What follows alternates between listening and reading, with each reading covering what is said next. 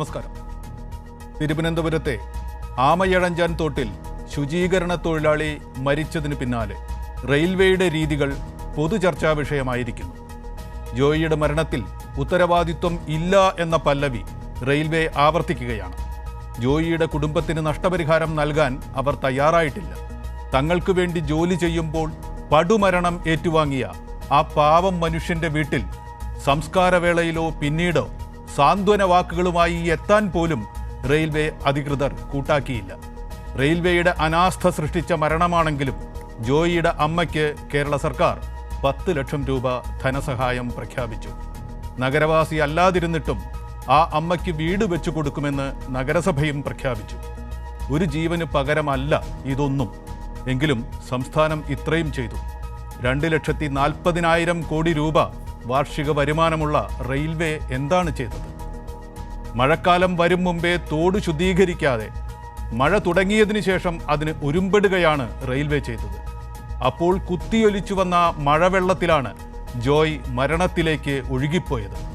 ഇത്തരം സാഹചര്യങ്ങളിൽ തൊഴിലാളികൾക്ക് വേണ്ട ഒരു സൗകര്യവും ശ്വസന സഹായികളോ സുരക്ഷാ കണ്ണടകളോ ശിരോ കവചമോ ശരീര ആവരണമോ മുഖം മൂടികളോ ജോയിക്കും കൂടെ ഇറങ്ങിയ തൊഴിലാളികൾക്കും നൽകിയില്ല. ഒരു സുരക്ഷാ ബെൽറ്റെങ്കിലും ഉണ്ടായിരുന്നെങ്കിൽ, അത് എവിടെയെങ്കിലും ഉറപ്പിച്ചിരുന്നെങ്കിൽ ജോയ് മരിക്കില്ലായിരുന്നു. റെയിൽവേ കരാർ കൊടുക്കുന്നു, ഒരു കരാറുകാരൻ കരാർ ഏറ്റെടുക്കുന്നു.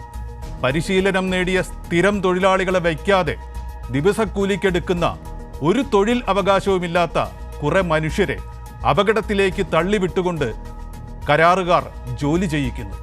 നിരീക്ഷിക്കാനും ഇടപെടാനും ആരുമില്ല. റെയിൽവേയുടെ ഈ തൊഴിൽ നയത്തിൻ്റെ, കരാർ നയത്തിൻ്റെ രക്തസാക്ഷിയാണ് ജോയ്. ഇപ്പോഴിതാ റെയിൽവേ സ്റ്റേഷനുകളിൽ മാലിന്യം കുന്നുകൂടുകയാണെന്നും തദ്ദേശ ഭരണാധികാരികളുടെ നോട്ടീസുകൾ റെയിൽവേ അവഗണിക്കുകയാണെന്നും ഉള്ള വാർത്തകൾ കൂടി പുറത്തു വരുന്നു. റെയിൽവേ ഒരു പരമാധികാര റിപ്പബ്ലിക്കാണോ? അവർ നിയമത്തോട് ഉത്തരം പറയേണ്ടതില്ലേ? റെയിൽവേയും അതിനു പിന്നിലുള്ള കേന്ദ്ര സർക്കാരും മൗനം ഭജിക്കട്ടെ. പിടിക്കുന്ന കൊടിയുടെ നിറം നോക്കി ആളുകളെ ആക്രമിക്കുകയും തലോടുകയും ചെയ്യുന്ന ജനവിരുദ്ധ മാധ്യമങ്ങൾ നുണകൾ പെയ്യട്ടെ. കേരളം പ്രവൃത്തിപഥത്തിലേക്ക് നീങ്ങുകയാണ്. തമ്പാനൂർ, കൊച്ചുവേളി റെയിൽവേ സ്റ്റേഷനുകളിലെ മാലിന്യ പ്രശ്നം മുൻനിർത്തി റെയിൽവേയുടെ മാലിന്യ സംസ്കരണ രീതികൾ ചർച്ച ചെയ്യാൻ മുഖ്യമന്ത്രി നാളെ ഉന്നതതല യോഗം വിളിച്ചിരിക്കുകയാണ്. ഈ സാഹചര്യത്തിലാണ് ഇന്നത്തെ ന്യൂസ് ആൻഡ് വ്യൂസ് ഞങ്ങൾ നടത്തുന്നത്. ഇതിൽ അതിഥികളായി പങ്കെടുക്കുന്നത് CK Harindran MLA CPIM, doctor CN Manoj മാലിന്യ സംസ്കരണ വിദഗ്ധൻ, അനിൽ തിരുമല BJPയുടെ പ്രതിനിധി, TC രാജേഷ് മാലിന്യ സംസ്കരണ വിദഗ്ധനും ഒപ്പം തന്നെ സാമൂഹ്യ നിരീക്ഷകനും. അനിൽ തിരുമല, BJPയുടെ പ്രതിനിധിയായി എത്തിയിരിക്കുന്ന നഗരത്തിലെ കൗൺസിലർ കൂടിയായ താങ്കളോടാണ് എൻ്റെ ആദ്യത്തെ ചോദ്യം. ജോയ് മരിച്ച ദുഃഖകരമായ സാഹചര്യം നമുക്കെല്ലാവർക്കും അറിയാം.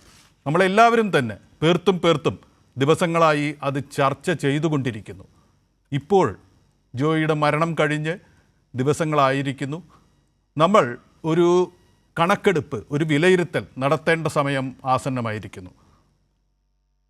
ജോയി റെയിൽവേയുടെ കരാറുകാരൻ്റെ ജോലിക്കാരനായി ശുചീകരണത്തിന് ഇറങ്ങി മരണത്തിലേക്ക് വലിച്ചെറിയപ്പെട്ടൊരു മനുഷ്യനാണ്. അദ്ദേഹത്തോട് നീതി പുലർത്താൻ റെയിൽവേക്കായോ? ജോയിയുടെ മരണത്തിന് മനുഷ്യസാധ്യമായ പരിഹാരങ്ങൾ കണ്ടെത്തുന്ന ഒരു സമീപനം റെയിൽവേ സ്വീകരിക്കുന്നുണ്ടോ? എന്താണ് താങ്കളുടെ നിരീക്ഷണം? അല്ല, റെയിൽവേയെ സംബന്ധിച്ച് മാലിന്യ സംസ്കരണ പ്രവർത്തനങ്ങൾ നടത്താനുള്ള ഉത്തരവാദിത്വം റെയിൽവേക്കുണ്ടെങ്കിൽ തീർച്ചയായും റെയിൽവേ ചെയ്യേണ്ടതാണ്. അതിനൊന്നും എതിരഭിപ്രായമൊന്നുമില്ല. പക്ഷേ ഇവിടെ ജോയിയുടെ മരണവുമായി ബന്ധപ്പെട്ട് ഇങ്ങനൊരു സംഭവം നടന്ന് മണിക്കൂറുകൾ കഴിയുന്ന സമയത്ത് തന്നെ വളരെ പെട്ടെന്ന് തന്നെ തിരുവനന്തപുരം നഗരസഭയുടെ ഭരണാധികാരികളും സംസ്ഥാന ഭരണകൂടവും പറയുന്നത് റെയിൽവേയുടെ ചുമതലയാണിത്, അല്ലെങ്കിൽ റെയിൽവേയുടെ സ്ഥലത്താണ് ജോയിയുടെ മരണം സംഭവിച്ചത്, റെയിൽവേ ആണ് ഇതിന് ഉത്തരവാദി എന്നുള്ള രീതിയിൽ ആദ്യമേ തന്നെ പ്രചരണം തുടങ്ങിക്കഴിഞ്ഞു. വാസ്തവത്തിൽ ഒരാൾ ഒരു അപകടത്തിൽപ്പെടുന്ന സമയത്ത് കുറ്റപ്പെടുത്തലുകളും അല്ലെങ്കിൽ മറ്റു കാര്യങ്ങൾക്കും അപ്പുറത്തേക്ക് അദ്ദേഹത്തിൻ്റെ ജീവൻ രക്ഷിക്കുവാനുള്ള എന്തെങ്കിലും പ്രവർത്തനങ്ങൾ ചെയ്തതിന് ശേഷമാണ് ഇത്തരം വിലയിരുത്തലുകൾ നടത്തേണ്ടതായിട്ടുണ്ടായിരുന്നത്. തിരുവനന്തപുരം നഗരസഭയുടെ മേയറും മറ്റ് ഭരണാധികാരികളും എല്ലാം തന്നെ തുടക്കം മുതൽ പറയുന്നത് റെയിൽവേ ആണ് ഇതിന് ഉത്തരവാദി എന്നാണ്. ഞാൻ അതിനകത്ത് എതിരഭിപ്രായമൊന്നും പറയുന്നില്ല. റെയിൽവേ ആണ് മാലിന്യ സംസ്കരണ പ്രവർത്തനത്തിൽ എന്തെങ്കിലും തരത്തിലുള്ള വീഴ്ചകൾ ഉണ്ടായിട്ടുണ്ടെങ്കിൽ ആ കാര്യം ചർച്ച ചെയ്യപ്പെടേണ്ടതാണ്. ഞാൻ ചോദിക്കുന്ന ഒരു ചോദ്യം, ആമയിഴിഞ്ചാൻ തോട് ആരംഭിക്കുന്ന സ്ഥലം മുതൽ റെയിൽവേയുടെ ആ സ്ഥലം എത്തുന്നതുവരെയുള്ള കിലോമീറ്ററുകളോളം ദൂരം ഈ പറയുന്ന ആമയിഴിഞ്ചാൻ തോട് വൃത്തിഹീനമായി നിരവധി മാസങ്ങളായി മാലിന്യം നീക്കം ചെയ്യാൻ പറ്റാത്ത ഒരു സാഹചര്യം സംജാതമായതുകൊണ്ടല്ലേ ഈ റെയിൽവേയുടെ ഭാഗത്തും ഇത്തരത്തിലുള്ള മാലിന്യങ്ങൾ കുന്നുകൂടിയിട്ടുള്ളത്? റെയിൽവേയുടെ ഭാഗം ആമയിഴിഞ്ചാൻ തോടിൻ്റെ എത്രയാണ് വരുന്നത്? വെറും 117 മീറ്ററാണ്. അതിൻ്റെ അടിയിൽ റെയിൽവേ ആണ് ഇനിയിപ്പോൾ മാലിന്യ സംസ്കരണം ചെയ്യേണ്ടത്, അല്ലെങ്കിൽ മാലിന്യ പ്രവർത്തനങ്ങൾ നീക്കം ചെയ്യേണ്ടതാണ് എങ്കിൽ അതിനകത്ത് എതിരഭിപ്രായമൊന്നുമില്ല, അത് ചെയ്യേണ്ടത് റെയിൽവേ തന്നെയാണ്. ഇവിടെ റെയിൽവേയുടെ ഉദ്യോഗസ്ഥന്മാർ വളരെ വ്യക്തമായി അതിന് മറുപടി ഇന്നലെയും ഇന്നുമായിട്ടൊക്കെ പറഞ്ഞിരിക്കുന്നു. ഇറിഗേഷൻ ഡിപ്പാർട്ട്മെൻറ്റാണ് അതിൻ്റെ ഉത്തരവാദിത്വം, ഞങ്ങൾക്കല്ല അതിൻ്റെ ഉത്തരവാദിത്വം എന്ന് റെയിൽവേ പറയാൻ വേണ്ടിയിട്ട് തയ്യാറായിരിക്കുന്നു. എന്താണ് വസ്തുത എന്നുള്ള കാര്യം ഇപ്പോൾ നാളെ ബഹുമാനപ്പെട്ട കേരളത്തിൻ്റെ മുഖ്യമന്ത്രി യോഗം വിളിച്ചിരിക്കുന്നു എന്നൊക്കെ അങ്ങ് ഇവിടെ സൂചിപ്പിച്ചിരിക്കുന്നു. അപ്പം ഞാൻ പറയുന്നൊരു കാര്യം, റെയിൽവേ ആണോ തലസ്ഥാന നഗരസഭയാണോ എന്നുള്ളതാണ് ഇപ്പോഴത്തെ ഇവിടുത്തെ വിഷയം. അതിൽ ഞാൻ അടിവരയിട്ട് പറയുവാൻ വേണ്ടി ആഗ്രഹിക്കുന്നു, തലസ്ഥാന നഗരത്തിലെ മാലിന്യ സംസ്കരണ പ്രവർത്തനങ്ങൾക്ക് നേതൃത്വം കൊടുക്കേണ്ടത് തലസ്ഥാന നഗരസഭയുടെ ഭരണാധികാരികൾ തന്നെ എന്നുള്ളതിന് യാതൊരു സംശയവുമില്ല. ഇവിടെ റെയിൽവേ ആണ് അത് ചെയ്യേണ്ടത് ഉണ്ട് എങ്കിൽ റെയിൽവേ ഏതെങ്കിലും തരത്തിൽ നഗരസഭയുമായി എന്തെങ്കിലും കരാറിൽ ഏർപ്പെട്ടിട്ടുണ്ടോ? എല്ലാ പ്രാവശ്യവും അല്ലെങ്കിൽ എല്ലാ വർഷവും ഇത്തരത്തിലുള്ള മാലിന്യ സംസ്കരണ പ്രവർത്തനങ്ങൾ നടത്തേണ്ട ഒരു ഉത്തരവാദിത്തം റെയിൽവേയും ഈ പറയുന്ന തലസ്ഥാന നഗരസഭയുടെ ഭരണ നേതൃത്വവും തമ്മിൽ എന്തെങ്കിലും തരത്തിലുള്ള എഗ്രിമെൻറ്റോ മറ്റു കാര്യങ്ങളോ ഉണ്ടോ? ഇനി ഞാൻ ചോദിക്കട്ടെ, തലസ്ഥാന നഗരസഭയുടെ നേതൃത്വം ഒരു നോട്ടീസ് റെയിൽവേക്ക് കൊടുത്തിട്ട് ആ റെയിൽവേ ആ കാര്യത്തിൽ യാതൊരു തരത്തിലുള്ള പ്രവർത്തനങ്ങളുമായി മുന്നോട്ട് പോയിട്ടില്ല എങ്കിൽ ഇവിടെ പല നിയമങ്ങളുണ്ടല്ലോ, പല കാര്യങ്ങളുണ്ടല്ലോ, പല ചട്ടങ്ങളുണ്ടല്ലോ. ആ നിയമം അനുശാസിക്കുന്ന രീതിയിൽ പല പ്രവർത്തനങ്ങളും നമുക്ക് നടത്താൻ വേണ്ടി സാധിക്കുമായിരുന്നല്ലോ. ഞാനിപ്പോൾ പറയുന്നു, നമുക്ക് ഡിസാസ്റ്റർ മാനേജ്മെൻറ്റ് ആക്ട് പ്രകാരം ജില്ലാ കളക്ടർക്ക് ഈ പ്രശ്നത്തിൽ ഇടപെടാൻ സാധിക്കുമായിരുന്നല്ലോ. ജില്ലാ കളക്ടർ ഇടപെട്ടിട്ട് ഈ റെയിൽവേയുടെ ഭാഗത്തുള്ള അനാസ്ഥയാണ് എങ്കിൽ ആ അനാസ്ഥയ്ക്കെതിരെ നടപടിയെടുക്കാൻ ജില്ലാ ഭരണകൂടം തയ്യാറായി വരണ്ടേ? അപ്പോൾ ഇവിടെ ജില്ലാ ഭരണകൂടത്തിനും ഈ ഘട്ടത്തിൽ താങ്കളോട് ഉന്നയിച്ച ചോദ്യം, റെയിൽവേ ഈ മരണം നടന്നു, അതിൻ്റെ കാരണങ്ങൾ അവിടെ നിൽക്കട്ടെ, റെയിൽവേ വേണ്ട തരത്തിൽ ഈ മരണത്തിന് ശേഷം മരിച്ച ആളോട് ചെയ്യേണ്ട കാര്യങ്ങൾ ചെയ്തുവോ എന്നാണ്. താങ്കൾ അതിനല്ല ഉത്തരം പറഞ്ഞത്. അതിൽ എനിക്ക് തർക്കമില്ല. എൻ്റെ ചോദ്യവും താങ്കളുടെ ഉത്തരവും ജനങ്ങൾക്ക് മുമ്പിലുണ്ട്, അവർ തീരുമാനിക്കട്ടെ. പക്ഷേ താങ്കളോട് ഞാൻ ഒരു കാര്യം സ്പഷ്ടീകരണത്തിന് വേണ്ടി ചോദിക്കുകയാണ്. ഇങ്ങനെ ഒരു മരണം നടന്നു, അതിന് പിന്നാലെ നഗരസഭ അത് തങ്ങളുടെ ചുമതലയിൽ വരുന്ന കാര്യമല്ല എന്ന് പറഞ്ഞു. അതിന് താങ്കൾ പ്രതിഷേധം അറിയിച്ചു, അത് ശരിയല്ല എന്ന് പറഞ്ഞു. ഒരു ജനപ്രതിനിധിയാണ് താങ്കൾക്ക് അതിനുള്ള അവകാശമുണ്ട്, ഞാനതിനെ മാനിക്കുന്നു. താങ്കളുടെ അതേ കുറ്റാരോപണത്തിന് താങ്കൾ ഇപ്പോൾ ഡിഫെൻഡ് ചെയ്യാൻ ശ്രമിച്ച റെയിൽവേയും ഉത്തരവാദികളല്ലേ? അവർ ഉന്നത സമിതി ഇതിനെക്കുറിച്ച് അന്വേഷിക്കും എന്ന് പറഞ്ഞിട്ട് സമാന്തരമായി തന്നെ പറയുന്നു, ഞങ്ങൾ ഇതിൽ ഉത്തരവാദികളല്ല എന്ന് പറയുന്നു. നഷ്ടപരിഹാരം റെയിൽവേ നൽകേണ്ടതില്ല എന്ന് പറയുന്നു. ഒപ്പം തന്നെ നിയമം നോക്കി എന്തെങ്കിലും ചെയ്യാവുന്നത് ചെയ്യും എന്ന് പറയുന്നു. ജോയി വൃത്തിയാക്കാനല്ല ഇറങ്ങിയത്, വൃത്തിയാക്കൽ സാധ്യത നോക്കാനാണ് ഇറങ്ങിയത്. താങ്കൾ പറയുന്നത് പോലെ മറ്റൊരു ഏജൻസിയാണ് ഇവിടെ ശുചീകരണം നടത്തണമെങ്കിൽ എന്തുകൊണ്ട് റെയിൽവേ ശുചീകരണ തൊഴിലാളിയെ ഈ വൃത്തിയാക്കൽ സാധ്യത അന്വേഷിക്കാൻ വേണ്ടി ഇറക്കി എന്നൊക്കെയുള്ള ചോദ്യങ്ങൾ അവിടെയുണ്ട്. എൻ്റെ ചോദ്യം ഈ ഘട്ടത്തിൽ ഇതുമാത്രമായിരുന്നു. ജോയി എന്ന മനുഷ്യൻ മരിച്ചിട്ട്, തങ്ങളുടെ കരാർ തൊഴിലാളിയായിരുന്ന ജോയി ഇത്തരത്തിൽ ഒരു ഘട്ടത്തിൽ മരിച്ചിട്ട് ജോയിയോട് ചെയ്യേണ്ട കാര്യങ്ങൾ നഗരസഭ റെയിൽവേ ചെയ്തുവോ?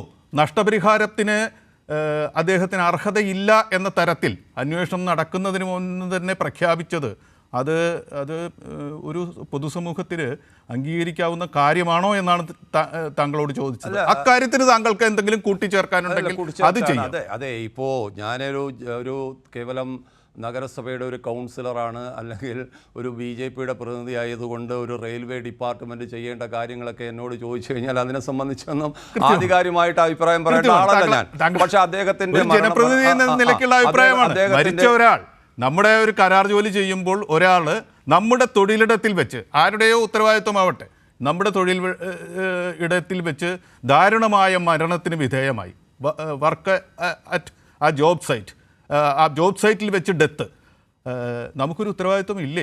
റെയിൽവേക്ക് അങ്ങനെ ഒരു ഉത്തരവാദിത്വം ഇല്ലേ? നഷ്ടപരിഹാരം കൊടുക്കേണ്ട ഉത്തരവാദിത്വം അവർക്കില്ലേ എന്നാണ് എൻ്റെ ചോദ്യം. താങ്കൾക്ക് പറയാവുന്നതാണെങ്കിൽ പറയുക, ഇല്ലെങ്കിൽ റെയിൽവേ തീരുമാനിക്കട്ടെ എന്ന് പറയും. ഞാൻ ഒരു കാര്യം മാത്രം സൂചിപ്പിക്കാം. ഇതിപ്പോൾ നിങ്ങൾ സംസ്ഥാനം ഭരിക്കുന്ന ഭരണകൂടം, ആ തലസ്ഥാന നഗരസഭ ഭരിക്കുന്ന ഒരു പാർട്ടി, ഇത് രണ്ടുപേർക്കും നിങ്ങൾക്ക് പെട്ടെന്ന് തീരുമാനമെടുക്കാം, അദ്ദേഹത്തിന് വേണ്ട സഹായം ചെയ്യാം. അതൊക്കെ ഒരു ഗവൺമെൻറ് തലത്തിൽ തീരുമാനിക്കാം, അല്ലെങ്കിൽ തദ്ദേശ സ്വയംഭരണ സ്ഥാപനങ്ങളുടെ അധികാരപരിധിയിൽ നിന്നുകൊണ്ട് നിങ്ങൾക്ക് തീരുമാനമെടുക്കാം ഒരു കാര്യമാണ്. ഇവിടെ റെയിൽവേയുടെ ആ സ്ഥലത്ത് വച്ച് സംഭവിച്ചതുകൊണ്ട് റെയിൽവേ ഈ കാര്യങ്ങൾ ചെയ്യണം, അതിനെന്തെങ്കിലും എൻ്റെ അഭിപ്രായമാണ് ചോദിക്കുന്നത്. അത് റെയിൽവേയുടെ ഉത്തരവാദിത്തപ്പെട്ട ആൾക്കാർ തീരുമാനിക്കട്ടെ. അത് അവരുടെ മേൽനോട്ട സമിതി തീരുമാനിച്ചുകൊണ്ട് അദ്ദേഹത്തിൻ്റെ കുടുംബത്തിന് എന്തെങ്കിലും. BJPയുടെ പ്രതിനിധിയും നഗരസഭാ അംഗവുമായ അനിൽ തിരുമല പറയുന്നത് അത് റെയിൽവേ ആണ് തീരുമാനിക്കേണ്ടത്. റെയിൽവേ കൊടുക്കില്ല എന്ന് പറഞ്ഞാൽ അതിൽ ഇടപെട്ട് സംസാരിക്കാൻ താൻ ആളല്ല, താൻ കക്ഷിയല്ല എന്നദ്ദേഹം പറഞ്ഞു വയ്ക്കുന്നു.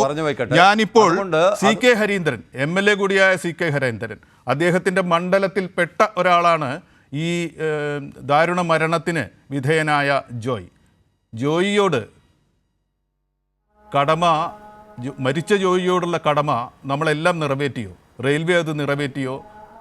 റെയിൽവേക്ക് പുറത്തുള്ള സംസ്ഥാന ഭരണകൂടം അത് നിറവേറ്റിയോ? താങ്കൾ ഒരു ജനപ്രതിനിധി എന്ന നിലയ്ക്ക് ഈ ഘട്ടത്തിൽ എന്തു പറയും? MLA, എൻ്റെ മണ്ഡലത്തിലെ ഒരു നിർധന കുടുംബത്തിലെ അംഗമാണ് ജോയി. ഹലോ, കേൾക്കാം, പറയൂ. ഹലോ, കേൾക്കാം, പറഞ്ഞോളൂ. ഒരു നിർധന കുടുംബത്തിലെ അംഗമാണ് ഈ ജോയി. മാലിന്യങ്ങൾ പെറുക്കിയെടുത്ത് വിൽപ്പന നടത്തിയും ഒക്കെ ജീവിച്ചു പോന്ന ജോയി ഈ റെയിൽവേയുമായി ബന്ധപ്പെട്ട് അവിടുത്തെ ജോലിക്ക് കൊണ്ടുപോകുന്നത് ഒരു കരാറുകാരനാണ്.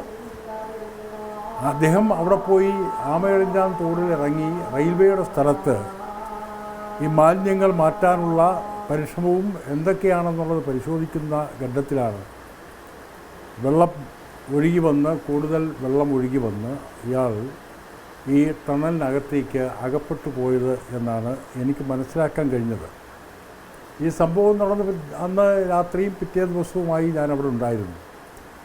ആദ്യഘട്ടത്തിൽ ഈ കാര്യത്തിൽ അങ്ങനൊരു രാഷ്ട്രീയ നിലപാടോ രാഷ്ട്രീയ സമീപനമോ ആരുടെ ഭാഗത്തുനിന്നും ഉണ്ടായതായി കണ്ടില്ല. മേയറും കോർപ്പറേഷൻ്റെ ഭരണാധികാരികളും മിക്കവാറും അതിൻ്റെ കൗൺസിലർമാരും ജീവനക്കാരും കോർപ്പറേഷൻ സെക്രട്ടറിയും എല്ലാം ഉണ്ടായിരുന്നു. മാത്രമല്ല ഈ ഫയർ ആൻഡ്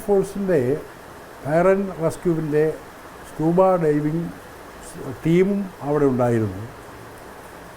ഈ ജീവനോടെ ജോയിയെ സംരക്ഷിച്ചെടുക്കുക എന്ന ലക്ഷ്യം വെച്ചുകൊണ്ട് സ്കൂബ ഡൈവിംഗ് ടീം നടത്തിയ നിസ്വാർത്ഥവും അതോടൊപ്പം ജീവൻ നൽകിയും നടത്തിയ പ്രവർത്തനത്തെ, ജീവൻ കൊടുത്തും നടത്താൻ കാണിച്ച താല്പര്യത്തെ ഞാൻ അഭിനന്ദിക്കുകയാണ്. 40-46 മണിക്കൂർ നേരം കോർപ്പറേഷൻ്റെ ഭരണാധികാരികളും എല്ലാം ഉണ്ടായിരുന്നു.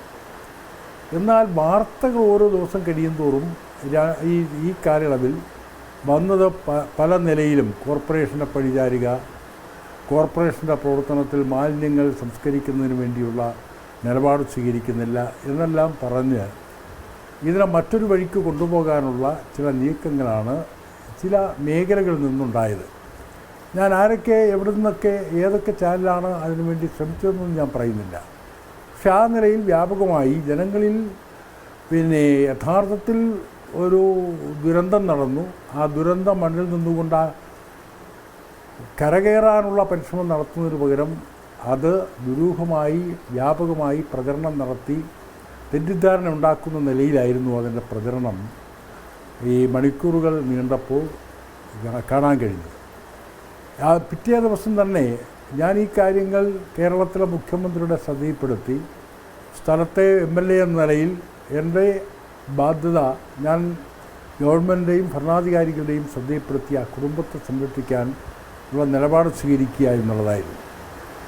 സ്വാഭാവികമായും ജോയിയെ ജീവനോടെ തിരിച്ചെടുക്കാനുള്ള പരിശ്രമമാണ് സ്കൂബ ഡൈവിംഗ് നടത്തിക്കൊണ്ടിരിക്കുന്നത്, കോർപ്പറേഷൻ അധികാരികൾ നടത്തിക്കൊണ്ടിരിക്കുന്നത്.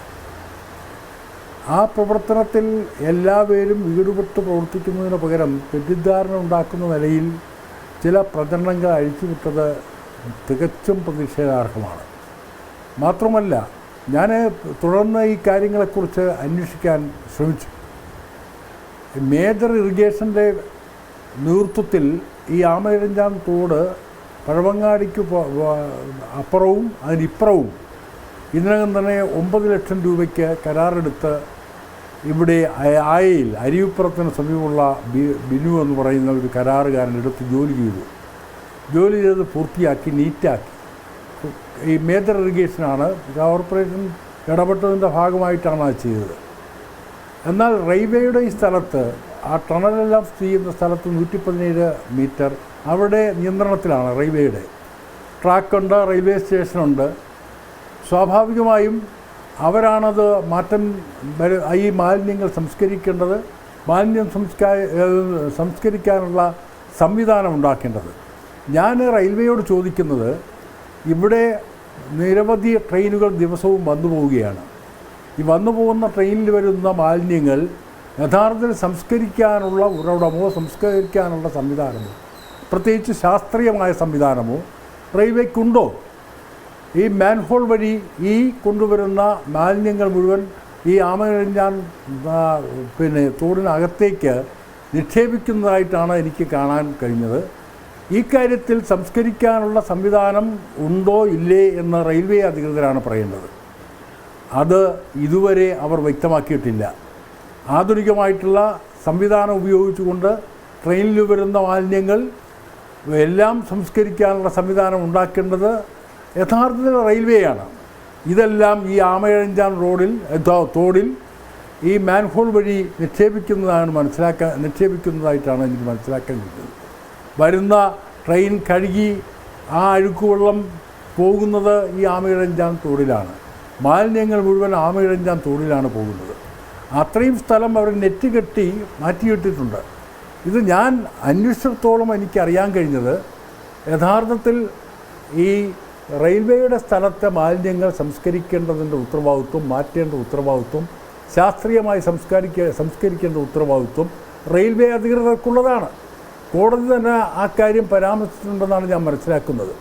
MLA അത് കഴിഞ്ഞ ദിവസം കോടതിയിൽ പറഞ്ഞിരുന്നു. കോടതി ആ കേസ് പരിഗണിക്കാനായി ഇരിക്കുകയാണ്. അതിനു മുമ്പ് ബന്ധപ്പെട്ട ആളുകൾ കോടതിക്ക് വിശദീകരണം നൽകേണ്ടതുണ്ട്. മാത്രവുമല്ല, ഇക്കാര്യങ്ങൾ നാളെ മുഖ്യമന്ത്രി വിളിച്ച ഉന്നതതല യോഗത്തിന്റെ ചർച്ചാ വിഷയം കൂടിയാണ്. ഞാൻ ഈ ഘട്ടത്തിൽ ചോദിച്ചത്, ഇതൊക്കെ ആണെങ്കിൽ പോലും ഒരാൾ ഇങ്ങനെ ദാരുണമായി മരിക്കാനിടയായി, അയാളോട്, അദ്ദേഹത്തിൻ്റെ അവകാശികളോട്, അദ്ദേഹത്തിൻ്റെ ആശ്രിതരോട് നമുക്ക് സമൂഹത്തിനൊരു ബാധ്യതയില്ലേ?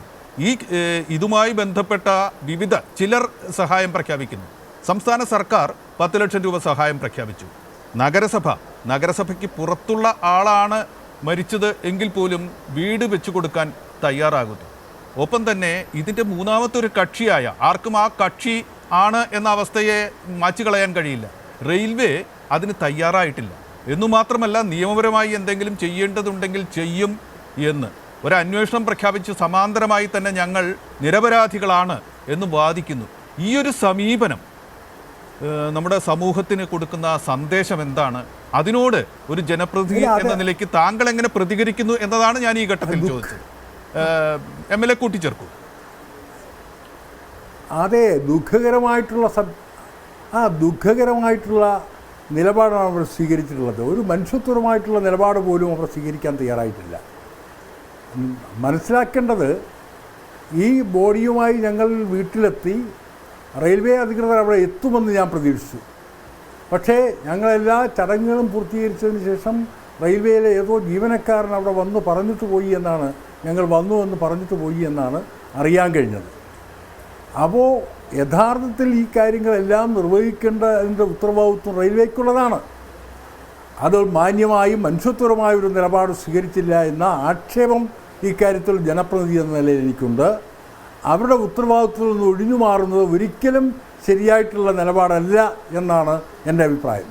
വ്യക്തമാണ്. അതേസമയം ഒരു സംസ്ഥാന ഗവൺമെൻറ് ശ്രദ്ധയിൽപ്പെട്ടപ്പോൾ ആ മനുഷ്യത്വപരമായ ഒരു നിലപാട് സ്വീകരിച്ചു എന്ന് മാത്രമല്ല, ശിഷ്ടജീവിതം ആ കുടുംബത്തിന് സ്വയമായി കാര്യമായി ക്ലേശം കൂടാതെ ജീവിക്കാനുള്ള സൗകര്യം ഒരുക്കാൻ 10 ലക്ഷം രൂപ നൽകാൻ തീരുമാനിച്ചു എന്ന് പറയുന്നത് എന്തുകൊണ്ടും മനുഷ്യത്വമായിട്ടുള്ള നിലപാടെന്ന നിലയിൽ നമുക്ക് പൊതുസമൂഹത്തിന് കാണേണ്ടതായി വരും.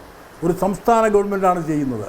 പക്ഷേ സംസ്ഥാന ഗവൺമെൻറ് ഉത്തരവാദിത്വം ഇല്ലെന്ന് ഞാൻ പറയുന്നില്ല. ഒരു മനുഷ്യൻ ജീവൻ പൊരിഞ്ഞു പോയതാണ്. എന്നാൽ ഉത്തരവാദിത്വപ്പെട്ടവർ, ചെയ്യാൻ ഉത്തരവാദിത്വപ്പെട്ടവർ യഥാർത്ഥത്തിൽ ഈ ഒരു ദുഃഖകരമായ ഒരു നിലപാട് സ്വീകരിച്ചതിൽ എനിക്ക് ശക്തമായ ആക്ഷേപമുണ്ട് ഒരു ജനപ്രതിനിധി എന്ന നിലയിൽ. ഹരീന്ദ്രൻ, തിരിച്ചു വരാം. ഡോക്ടർ CN മനോജ്, താങ്കൾ ഒരു മാലിന്യ സംസ്കരണ വിദഗ്ധൻ എന്ന നിലയ്ക്ക് കൂടിയാണ് ഇപ്പോൾ, അതിലപ്പുറം താങ്കളുടെ വ്യക്തിത്വം ഉണ്ടെങ്കിലും ഇപ്പോൾ ഇവിടെ പങ്കെടുക്കുന്നത്. ഞാൻ ചോദിക്കുകയാണ്, ഈ ഘട്ടത്തിൽ ജോയി എന്ന ഈ തൊഴിലാളിയുടെ രക്തം നമ്മളോട് ചോദിക്കുന്നത് നിങ്ങളുടെ മാലിന്യ സംസ്കരണ രീതികൾ ശരിയാണോ, അത് പരിഷ്കരിക്കേണ്ടതില്ലേ എന്ന് എനിക്ക് സത്യത്തിൽ തോന്നുകയാണ്. ആരാണ് കുറ്റവാളി, എവിടെയാണ് പിഴച്ചത് എന്നൊക്കെ തീർച്ചയായും ആരോഗ്യകരമായ രീതിയിൽ സമൂഹം ചർച്ച ചെയ്യണം. ഒപ്പം എങ്ങനെ ഇത് പരിഷ്കരിക്കണം എന്നുകൂടി ചർച്ച ചെയ്യണം. നമ്മുടെ നാട്ടിൽ വളരെ വ്യക്തമായ നിയമങ്ങൾ ഭാഗ്യവശാൽ ഉള്ളൊരു രാജ്യമാണ് നമ്മുടേത്. കെട്ടിട നിർമ്മാണ തൊഴിലാളികൾ ഏത് തരത്തിൽ എന്തൊക്കെ സുരക്ഷ സ്വീകരിച്ചുകൊണ്ട് തൊഴിൽ ചെയ്യണം എന്ന നിയമമുണ്ട്. ഫാക്ടറി തൊഴിലാളികൾ എങ്ങനെ തൊഴിൽ ചെയ്യണം എന്ന നിയമമുണ്ട്. ഞാൻ മനസ്സിലാക്കുന്നത് മലിനീകരണ നിർമ്മാർജ്ജന മേഖലയിലെ തൊഴിലാളികൾക്ക് ഇത്തരത്തിലുള്ള നിയമങ്ങളൊന്നും നിർഭാഗ്യവശാൽ ഈ മഹാരാജ്യത്തിൽ ഇല്ല എന്നതാണ്. ഈ തൊഴിലാളികൾ, ഞാൻ ഇതിൻ്റെ ആമുഖത്തിൽ ചൂണ്ടിക്കാണിച്ചതുപോലെ, വേണ്ടത്ര മിനിമം സുരക്ഷാ സംവിധാനം പോലുമില്ലാതെ ആണ് അവിടെ ഈ ചെളിയിലേക്ക് ഇറങ്ങിപ്പോകേണ്ടി വന്നത്, മുങ്ങിപ്പോകേണ്ടി വന്നത്. ഈ എന്തൊക്കെയാണ് മാലിന്യ സംസ്കരണ മേഖല അനുശാസിക്കുന്നത്, ആ നടപടിക്രമങ്ങൾ അല്ലെങ്കിൽ ധാർമ്മികത അനുശാസിക്കുന്നത്, ആ നടപടിക്രമങ്ങൾ നമ്മൾ പിന്തുടരേണ്ടതില്ലേ? കൂടുതൽ നല്ല ഒരു മാലിന്യ സംസ്കരണ രീതിയിലേക്ക്, ആരോഗ്യകരമായ മാലിന്യ സംസ്കരണ രീതിയിലേക്ക് പോകൂ എന്നല്ലേ ജോയിയുടെ രക്തം നമ്മളോട് വിളിച്ചു പറയുന്നത്? ഡോക്ടർ മനോജ്. ആദ്യമേ തന്നെ ഈ അവസരത്തിൽ ശ്രീ ജോയിയുടെ മരണത്തിൽ വളരെ അഗാധമായിട്ടുള്ള ദുഃഖം രേഖപ്പെടുത്തുകയാണ്. വളരെ വിഷമമുണ്ട്. ഇങ്ങനത്തെ ഒരു ദാരുണമായിട്ടുള്ള ഒരു മരണം വേണ്ടി വന്നു. ഇങ്ങനത്തെ ഒരു പ്രശ്നം വീണ്ടും കുത്തിപ്പൊക്കാൻ. ഞാൻ ഈ വീണ്ടും കുത്തിപ്പൊക്കാന്ന് പറയാൻ കാരണം, ഈ പാനലിലിരിക്കുന്ന TC രാജേഷ് ഉൾപ്പെടെയുള്ള വളരെ വലിയൊരു സംഘം 2015-16 തൊട്ട് തിരുവനന്തപുരം കോർപ്പറേഷൻ മേഖലയിൽ ഞങ്ങളൊക്കെ ഒത്തിരി പണിയെടുത്തിട്ടുണ്ട്. അപ്പൊ ഈ പണിയെടുത്തപ്പോഴൊക്കെ ഞങ്ങൾക്ക് ഒരു ബാലികേറാമലയായിരുന്നു ഈ റെയിൽവേയുടെ ഒരു സ്ഥലം. അവിടെ പല ഇടപെടലുകളും ഞങ്ങൾ പലപ്പോഴായിട്ട് നടത്തിയിട്ടും അങ്ങോട്ടേക്ക് കയറാനോ അവിടുത്തെ കാര്യങ്ങളിൽ നമുക്കൊരു അഭിപ്രായം പറയാനോ കാര്യങ്ങൾ നമുക്ക് ചെയ്യാൻ പറ്റിയിട്ടില്ല. ഈ അവസരത്തിൽ നമുക്ക് ആദ്യം ഒന്ന് ശ്രദ്ധിക്കേണ്ടത്, അപ്പം അതൊന്ന് വിശദമാക്കി പോകേണ്ടതുണ്ട്. ഈ സമൂഹം അത് അറിയേണ്ടതുണ്ട്. നിങ്ങൾ വിദഗ്ധർ എന്ന നിലയ്ക്ക്, പൊതുജന സേവകർ എന്ന നിലയ്ക്ക് നല്ല ഉദ്ദേശത്തോടുകൂടി, സതുദ്ദേശത്തോടുകൂടി റെയിൽവേയെ ഏത് കാര്യത്തിനാണ് കൃത്യമായി സമീപിച്ചത്? എന്ത് ചെയ്യുന്നതാണ് അവർ, എന്ത് ചെയ്യുന്നതിൽ നിന്നാണ് അവർ നിങ്ങളെ തടഞ്ഞത്? ഡോക്ടർ മനോജ്. തടയേണ്ട ആവശ്യമില്ലല്ലോ, സഹകരിക്കാതിരുന്നാൽ മതിയല്ലോ. എനിക്ക് ഒത്തിരി ഉദാഹരണങ്ങൾ ഈ അവസരത്തിൽ പറയാനുണ്ട്. അപ്പൊ ആദ്യമേ അതിന്റെ ഒരു ഫസ്റ്റ് പോയിന്റ് എന്ന രീതിയിൽ എനിക്ക് പറയാനുള്ളത്, ഇന്ന് രാജ്യത്തെ ഏറ്റവും വലിയ പൊല്യൂട്ടറാണ് റെയിൽവേ. ആയിരക്കണക്കിന് കിലോമീറ്റർ പരന്ന് കിടക്കുന്ന ഈ റെയിൽവേക്ക് എന്ത് വേണമെങ്കിലും അവർ റെയിൽ പാളത്തിലേക്ക് ഇടാം, വെള്ളത്തിലേക്ക് ഇടാം, തൊട്ടിലേക്ക് ഇടാം, ചോദിക്കാനും പറയാൻ ആരുമില്ല. അതിന് നല്ല 1-2 ഉദാഹരണങ്ങൾ എനിക്ക് പറയാനുള്ളത്, ഞങ്ങള് ഹരിതസഹായ സ്ഥാപനം എന്ന രീതിയിൽ ഞങ്ങള് വർക്കല മുനിസിപ്പാലിറ്റി, വടക്കാഞ്ചേരി മുനിസിപ്പാലിറ്റി, തൃപ്പൂണിത്തുറ മുനിസിപ്പാലിറ്റിയിലൊക്കെ ഞങ്ങൾ വർക്ക് ചെയ്തിട്ടുണ്ട്. ആ സമയത്ത് അവിടുത്തെ എല്ലാ റെയിൽവേ സ്റ്റേഷനുകളിലും ഈ പ്രശ്നം ഉണ്ടായിട്ട് ഞങ്ങൾ അവിടെ ഇടപെട്ടിട്ടുണ്ട്, മുനിസിപ്പാലിറ്റി വഴി ഇടപെട്ടിട്ടുണ്ട്. വർക്കല മുനിസിപ്പാലിറ്റിയിലൊക്കെ കുറച്ച് സഹകരണം ലഭിച്ചു, അറ്റ്ലീസ്റ്റ് അകത്തേക്ക് കയറാൻ പറ്റി. വടക്കാഞ്ചേരി മുനിസിപ്പാലിറ്റിയിൽ നമുക്ക് ഫോഴ്സ് ചെയ്ത് കുറച്ച് കാര്യങ്ങൾ ഇടപെടുത്തേണ്ടി വന്നു. പക്ഷെ നല്ലൊരു ഉദാഹരണം തൃപ്പൂണിത്തുറ റെയിൽവേ സ്റ്റേഷനാണ്. തൃപ്പൂണിത്തുറ റെയിൽവേ സ്റ്റേഷൻ നിലനിൽക്കുന്നത് ഒരു പാടത്തിന്റെ സൈഡിലാണ്. കംപ്ലീറ്റ് വേസ്റ്റ് ഈ പാടത്ത് ഇപ്പോഴും അതെ, ഇപ്പൊ വേണമെങ്കിൽ നമുക്ക് പോയി കാണാം. കംപ്ലീറ്റ് വേസ്റ്റ് ആ പാടത്തിലേക്കാണ് എടുത്തത്. പലപ്പോഴായിട്ട് സെക്രട്ടറി വഴി നമ്മൾ ഇടപെടാൻ ശ്രമിച്ചിട്ടുണ്ട്. പക്ഷെ വളരെ നിസ്സംഗമായിട്ടുള്ള ഒരു നടപടിയാണ്. അപ്പൊ ഈ നിസ്സംഗമായിട്ടുള്ള നടപടിയാണ് തടസ്സം. അതില് എന്താണ് അടുത്ത സ്റ്റെപ്പ് എന്ന് പോകേണ്ട അവിടെയാണ് ശരിക്കും പറഞ്ഞു കഴിഞ്ഞാൽ ഇപ്പൊ ശ്രീ ചന്ദ്രശേഖരൻ പറഞ്ഞ അടുത്ത നടപടികളിലേക്ക് പോകേണ്ട ഒരു സമയമായി. അതിനകത്ത് ഏറ്റവും വലിയൊരു പോയിന്റ് ഓഫ് വ്യൂ എന്ന് പറയുന്നത്, റെയിൽവേ ഒരു വാണിജ്യ സ്ഥാപനമാണ്. എല്ലാ വാണിജ്യ സ്ഥാപനങ്ങൾക്കും നമ്മുടെ നിയമങ്ങൾ അനുശാസിക്കുന്ന പൊല്യൂഷൻ കൺട്രോൾ ബോർഡിന്റെ നിയമങ്ങൾ, എക്സ്റ്റൻഡഡ് പ്രൊഡ്യൂസേഴ്സ് EPR എന്ന് പറയുന്ന നിയമങ്ങളൊക്കെ ബാധകമാണ്. അവരുണ്ടാക്കുന്ന വേസ്റ്റ് ശരിക്കും പറഞ്ഞാൽ ഇവിടെ ഒരു പോയിന്റ്, ആമേഴഞ്ചാം തോടിലേക്ക് വേസ്റ്റ് എത്തിയത് തന്നെ നിയമവിരുദ്ധമാണ്. അതിപ്പോ എല്ലാവർക്കും കൃത്യമായിട്ട് അറിയാം, അത് നിയമവിരുദ്ധമാണ്. അപ്പൊ സാധാരണ രീതിയിൽ ഒരു തദ്ദേശ സ്വയംഭരണ സ്ഥാപനത്തിന്റെ അടിയിൽ ഇങ്ങനത്തെ ഒരു വേസ്റ്റ് വരുമ്പോൾ IRCTC എന്ന് പറയുന്ന ഒരു സ്ഥാപനമാണല്ലോ റെയിൽവേയുടെ മുഖ്യമായിട്ടുള്ള വാണിജ്യ പ്രവർത്തനങ്ങൾ ചെയ്യുന്നത്. IRCTCയുടെ ഒരു മേജർ റെസ്പോൺസിബിലിറ്റിയാണ് ഈ വേസ്റ്റ് മാനേജ്മെന്റ് ചെയ്യുക. ഏത് കൊമേഴ്ഷ്യൽ എസ്റ്റാബ്ലിഷ്മെന്റ് പോലെ, ഏത് വാണിജ്യ സംവിധാനങ്ങൾ പോലെ ഈ മാലിന്യം എടുത്ത് മാറ്റേണ്ട ഒരു ഉത്തരവാദിത്വം IRCTCക്ക് ഉണ്ട്. അവർക്കെതിരെ കൃത്യമായിട്ടുള്ള നടപടി എല്ലാ തദ്ദേശ സ്വയംഭരണ സ്ഥാപനങ്ങൾക്ക് എടുക്കാനുള്ള അധികാരമുണ്ട്. അത് കൃത്യമായിട്ട് നമുക്കിവിടെ പറഞ്ഞു പോകണം. എല്ലാ മുനിസിപ്പാലിറ്റിക്കും എല്ലാ പഞ്ചായത്തിനും അവരുടെ പരിധിക്കകത്തൂടെ പോകുന്ന ഒരു വാണിജ്യ അവരുടെ മേഖലയിൽ വർക്ക് ചെയ്യുന്ന എനി കൊമേഴ്ഷ്യൽ ഓർഗനൈസേഷൻ അവർക്ക് അഗെയിൻസ്റ്റ് ചെയ്യുന്ന ഒരു പരിപാടി. താങ്കൾ ഇത് ചൂണ്ടിക്കാണിക്കുമ്പോൾ ഞങ്ങൾ ഇന്ന് ജനങ്ങൾക്ക് നൽകിയ ഒരു വാർത്ത അതിന്റെ മുന്നിൽ ഒരു ചോദ്യ ചിഹ്നമായി നിൽക്കുകയാണ്. കൊച്ചുവേളി റെയിൽവേ സ്റ്റേഷനിൽ മാലിന്യ മലയാണ്, മാലിന്യ നിരയാണ്. അതൊന്ന് മാറ്റൂ എന്ന് പറഞ്ഞ് 3 നോട്ടീസ് നഗരസഭ കൊച്ചുവേളിയിലെ റെയിൽവേ സ്റ്റേഷൻ അധികാരികൾക്ക് കൊടുത്തു. അതെല്ലാം അവഗണിച്ചു. അവസാനം പ്രോസിക്യൂഷൻ നോട്ടീസ്, ഇനി നിയമ നടപടി സ്വീകരിക്കും എന്ന നോട്ടീസ് മെയ് മാസത്തിൽ കൊടുത്തു. അവർ അനങ്ങാതിരിക്കുകയാണ്. ഒരു കേന്ദ്ര സ്ഥാപനമാണ്, ഒരു ദേശീയ സ്ഥാപനമാണ്, ഒരു മഹാസ്ഥാപനമാണ് എന്ന അഹങ്കാരത്തോടു കൂടി ഒരു നഗരസഭയോട് പെരുമാറുന്നു, ജനപ്രതിനിധി സഭയോട് പെരുമാറുന്നു. ഇവിടുത്തെ നഗരഭരണകൂടത്തിൻ്റെ നിർദ്ദേശങ്ങൾ അവഗണിക്കുന്നു. ഇത്തരത്തിൽ ഇരിക്കുന്നത് അത് ഇദ്ദേഹത്തിൻ്റെ രക്തത്തിൻ്റെ പശ്ചാത്തലത്തിലെങ്കിലും നമുക്ക് ചർച്ച ചെയ്യാനാവണമല്ലോ.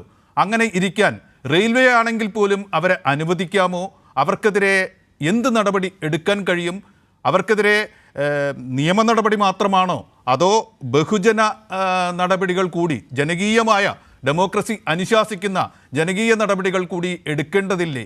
ആ ദുരധികാരികളെ, ആ ഉദ്യോഗസ്ഥ ദുഷ്പ്രഭുക്കളെ തലകുനിപ്പിക്കേണ്ടതില്ലേ ജനകീയ ഇച്ഛയ്ക്ക് മുന്നിൽ, കേരളത്തിൻ്റെ താല്പര്യത്തിന് മുന്നിൽ എന്നൊരു ചോദ്യം കൂടി ഉയരുന്നുണ്ട്.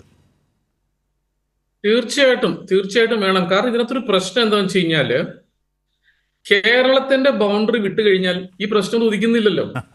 അത് ഞാനൊരു ഡിഫറൻസിയേഷൻ പറയുകയല്ല. ഞാൻ ഇങ്ങനത്തെ ഒരു സ്റ്റേറ്റ്മെന്റ് മുഖ്യമന്ത്രിയുടെ നാം മുന്നോട്ട് എന്നൊരു പരിപാടിയിൽ ഇതേ ഒരു സ്റ്റേറ്റ്മെന്റ് ഞാൻ ഉന്നയിച്ചതാണ്.